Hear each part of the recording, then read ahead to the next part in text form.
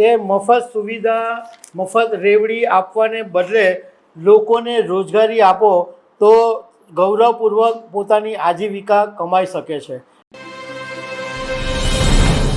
મફત રેવડીઝ, ફ્રીબીઝ, મફત સુવિધા, આ બધા શબ્દો જે આપણે સાંભળીએ છીએ એના વિશે સુપ્રીમ કોર્ટે તાજેતરની અંદર જબરજસ્ત નારાજગી વ્યક્ત કરી છે અને એવું કીધું છે કે મફત સુવિધા, મફત રેવડી આપવાને બદલે લોકોને રોજગારી આપો તો ગૌરવપૂર્વક પોતાની આજીવિકા કમાઈ શકે છે. અને આવા જે મફત રેવડી છે એ આપવાનું બંધ કરો એવો સુપ્રીમ કોર્ટે જબરજસ્ત નારાજગી વ્યક્ત કરી છે. તો આના વિશે તમારી સાથે વાત કરીશ. મારું નામ રાજેશ શાહ છે અને તમે જોઈ રહ્યા છો ગુજરાતના સૌથી મોટા digital platform ખબરછે.com.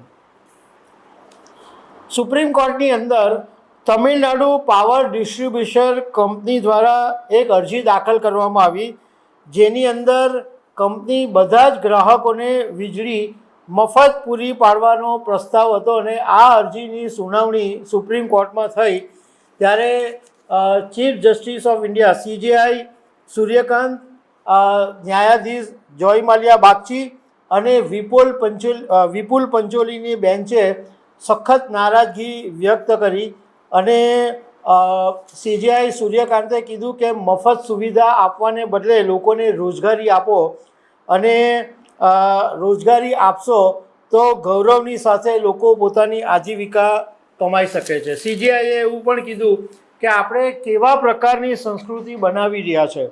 Chief justice of ઇન્ડિયાએ આ સુનાવણી વખતે કડક ટિપ્પણી કરતા એવું કીધું કે જે લોકો ખર્ચ ઉઠાવી નથી શકતા એને મદદ કરવાની રાજ્યની ફરજ છે, પરંતુ ચૂંટણીઓની આસપાસ અચાનક યોજનાઓ કેમ જાહેર કરવામાં આવે છે એવો સવાલ સુપ્રીમ કોર્ટે પૂછ્યો અને બધા રાજકારણીઓ, સમાજ, પક્ષોને એવું કીધું કે હવે તમારે પુનઃવિચારનો સમય આવી ગયો છે.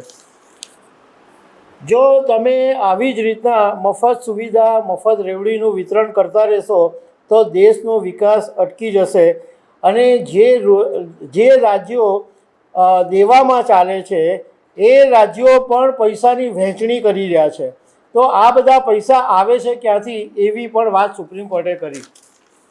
હવે અમે એ કોશિશ કરી છે કે અત્યાર સુધીમાં કેન્દ્ર અને રાજ્ય સરકારે કેટલી રેવડી એટલે કેટલી મફત લોકોને વિતરણ કરી છે.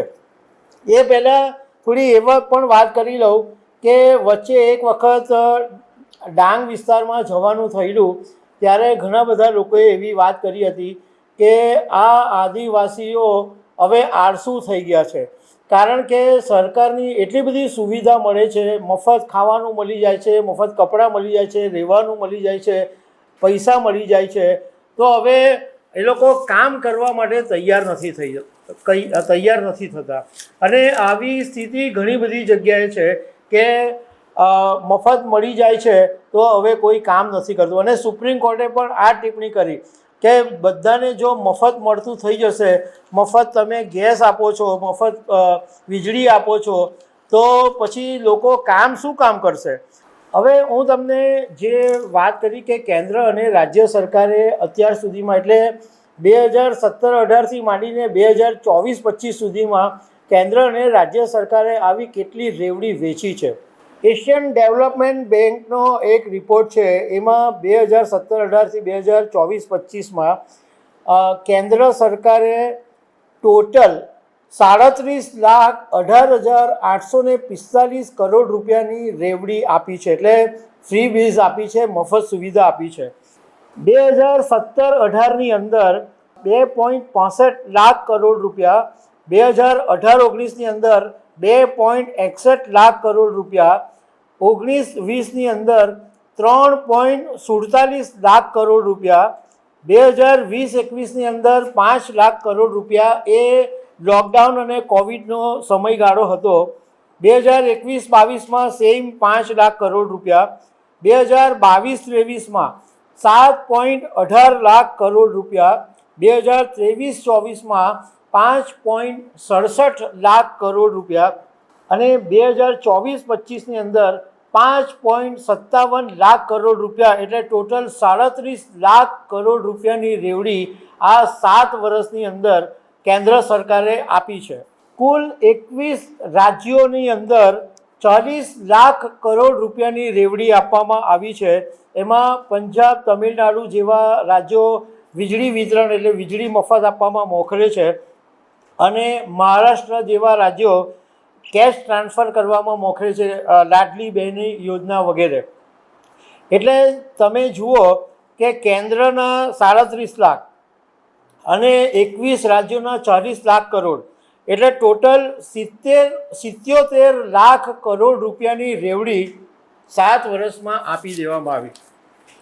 હવે આપણે ઘણી બધી વખત હમણાં જ જોયું છે કે જે વિધાનસભાની ચૂંટણી આવે છે, લોકસભાની ચૂંટણી આવે છે કે ઇવન સ્થાનિક સ્વરાજની ચૂંટણી આવે છે, એમાં પણ આ મહિલાઓને ખાસ ટાર્ગેટ કરીને રેવડી જાહેર કરવામાં આવે છે. બિહાર વિધાનસભાની ચૂંટણીમાં મહિલાઓને માટે 10,000 રૂપિયા ટ્રાન્સફર કરવાની વાત કરી.